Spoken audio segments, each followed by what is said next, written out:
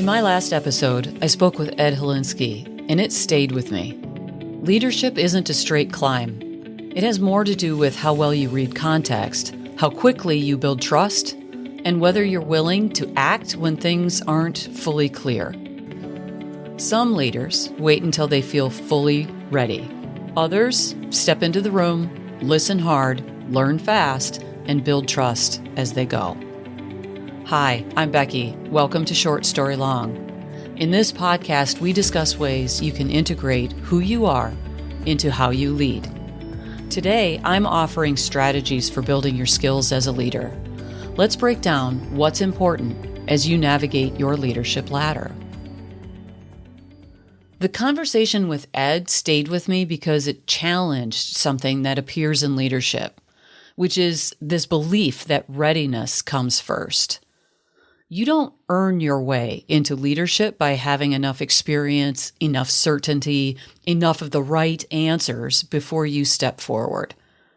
It may sound responsible and thoughtful, but it actually delays you in moments where leadership is already required. Leadership doesn't arrive on your timeline. It shows up when something needs to be handled. A decision is sitting there and no one's picking it up. A team is stuck on the same issue over and over and forever. And then there's that tension in the room that everyone can feel, but no one is addressing. It's in those moments that there isn't really an option to step away and get ready. You're already in it, and you need to lead. What stood out to me in talking with Ed is that he didn't treat readiness as something he had to achieve before stepping in. He paid attention to what was in front of him. He trusted what he already knew and built the rest through action and through the people around him. There's something much more grounded in that approach because it shifts the focus away from proving you belong in the role and toward responding to what the situation actually requires. That actually starts with context, which is something that sounds simple, but is often missed. Getting context requires you to slow down at the exact moment you feel pressure to act. Ed said that context sometimes matters more than the content you're bringing with you. It's likely you were taught to prove value through fast action. You're expected to assess, decide, and implement without spending too much time sitting in the problem. That approach works when situations are clear, but it creates a habit of jumping to solutions before fully understanding what's going on. It reinforces the idea that speed signals competence, even when a slower read of the situation would maybe just lead to a better outcome. Your brain looks for patterns and reuses them because it's efficient. When something feels familiar, your mind fills in the gaps so you can act. That works under pressure, but it can also lead you to assume you're seeing the same situation when key details have changed. This is from a long time ago, but I took calculus twice. Actually, all 3 semesters of calculus I took twice, once in high school and then again in university. Let me just say for those of you who are listening who might be in those university years, don't do this. What happened was I was going through the same experience for the second time, and when I was getting exam questions, then all of a sudden they kind of looked the same. And so just what I just described happened. My brain looked for patterns and reused them because they were efficient.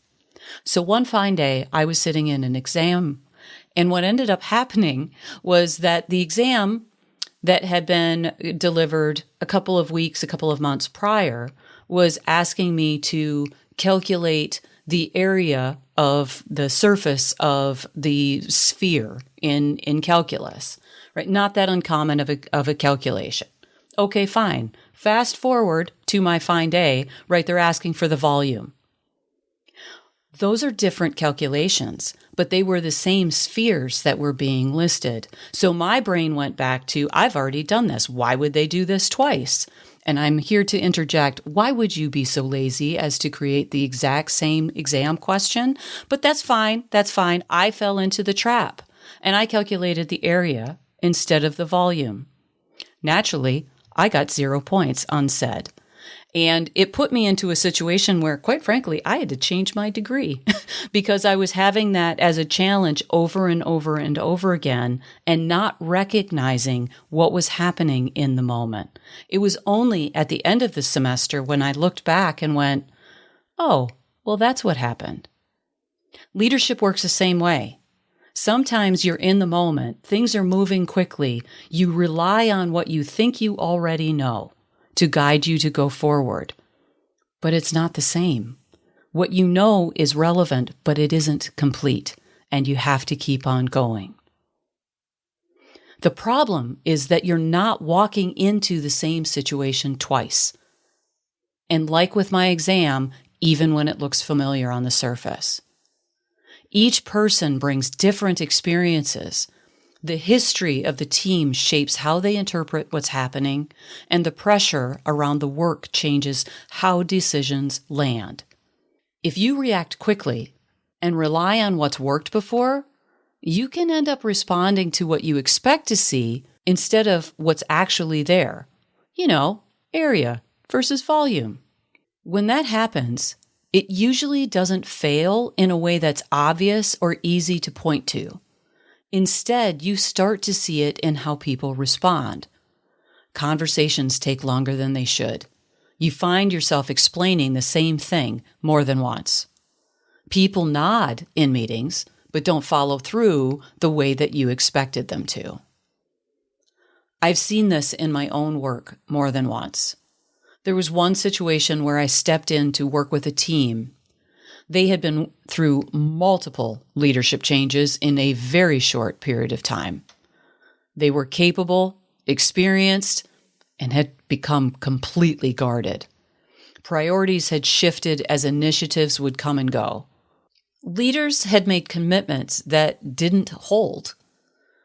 The instinct walking into something like that is to create direction and establish a plan so people feel like things are getting done. That would have been a rough path to take. What the team needed wasn't another plan. They needed to be acknowledged for what they had already survived and how that was shaping their mindset. If I had skipped that and gone straight into action, I would have reinforced exactly what they were expecting, which is that this was just another person coming in with another approach that they had no reason to trust. Progress slower at the start. It meant asking questions that weren't just about the work, but about how the work had been handled before. It meant listening without immediately trying to fix everything. That's not always comfortable, especially when you feel the weight of needing to deliver. It is what allows the next steps to actually land. Sometimes you need to move slowly to go faster later. Moving slower at the start gives you a clearer read on what's actually happening, what makes your next choice more effective. When you rush, you often create rework, misalignment, or resistance that costs far more time later. Taking a beat up front isn't hesitation. It's setting yourself up to act with precision instead of correction. That's the difference context makes. It shapes what will work before you ever decide what to do. That connects directly to trust. The way you handle those early moments tells people a lot about how you're going to lead. Not once you've had time to establish yourself, but right at the beginning. In your first conversations, in how you respond when someone challenges something, or in how you handle not knowing. People are paying attention to all of it, and they form a read on you. Once that is set, it's not impossible to shift, but boy, it does take a lot more effort. One of the things I appreciated in how Ed described his approach is that he didn't try to build trust by positioning himself as the expert in the room. Show what you know, establish credibility early, and make it clear why you're the one leading. And no. Instead, he was clear about what he didn't know, and just as clear about what he was committed to doing. There's a steadiness in that. It doesn't feel like someone trying to prove something. It feels like someone who is there to do the work well and is willing to engage with others to actually get there.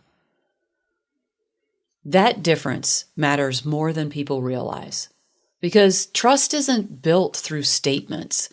It's built through how people experience working with you, especially when there's pressure. People are not measuring what you say about your leadership. They're deciding based on how it feels to work with you, especially in those moments where it would be easier for you to move too quickly, not follow through, or shift when things don't go according to the original plan. Those moments carry more weight than anything you say about how you lead. Some leaders are incredibly capable and also difficult to trust. It's not because of their intent, but because of how they operated. When they're too quick to do anything and always moving things forward without really sitting back, waiting and thinking and asking, oh, wait, I once was one of those people. I remember being the person who thrived on having answers and giving direction. I was sure I knew what to do and confidently headed toward reworking what I didn't catch the first time. I was missing context and, importantly, not building the right kind of trust. From one side, that behavior can look like strong leadership.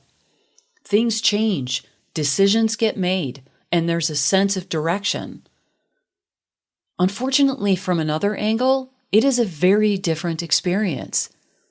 There's no real space for people to contribute, no room to think out loud, and no sense that everyone's perspective is ever going to shape the outcome. That shift changes how people participate. They start to hold back instead of working things through out loud. And you can feel it in the conversation as it becomes more about agreement than any actual thinking. The work may move faster, but it doesn't improve because you're no longer getting the full perspective of the team. And that's where details get missed and that rework starts to creep in. I've also seen a different version of this that looks collaborative, but lands the same way that I just described. It's leaders who ask for input, invite discussion, create space in the conversation, but then shift forward with a decision that doesn't reflect what was said. This isn't necessarily dismissive, but it does leave people unclear on how their input was used, or if it was at all. After a few cycles of that, people still show up to meetings, and they look like they are participating. Well, mostly. There's just less energy behind everyone's involvement. That's because they don't see the connection between what they contribute and what actually happens. The shift isn't complicated, but it does require awareness. Pay attention to the moment you start moving too quickly toward your own solution instead of fully taking in what's being shared. Stay with someone's thinking long enough to actually understand it before deciding what to do next. Then, that's when you can close the loop in a way that makes it clear how their input influenced the outcome, even if the final decision goes in a different direction. This is where trust is either built or lost. The goal is to create an environment where people are genuinely engaged in the work with you, contributing to the thinking rather than simply executing on your orders. When all of that is in place, the quality of the work changes. You get better input, you catch issues before they grow, and people take more ownership because they see themselves in the outcome. Then there's the piece that most people don't talk about as directly. which is the need for courage in moments where clarity is incomplete. There comes a point where you've done the work to understand the situation, and there still isn't a perfectly clear answer.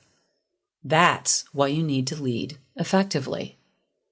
Ed shared an example of choosing not to run a pilot on a large initiative, knowing that it wasn't the typical approach. And what stands out in that decision is not that it was bold for the sake of being bold.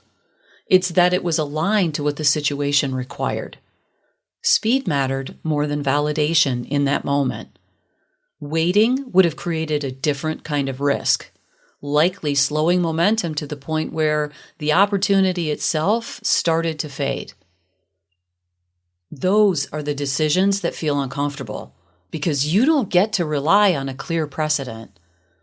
They're making a call based on your read of the situation, and you have to be willing to stand behind it while also staying open to adjusting as things unfold. I've seen leaders get stuck here, not because they don't know what to do, but because they don't feel like they can justify it well enough yet. So they stay in analysis longer than the situation actually calls for. Suddenly, the situation that needed a decision starts to stall. You can feel it in the team as things lose momentum and people begin to wonder whether anything is actually going to get decided. Adaptive courage is knowing when more thinking isn't going to change the answer and being willing to act with the information you have. It comes from trusting your read of the situation and staying responsive as things unfold, rather than waiting for perfect clarity.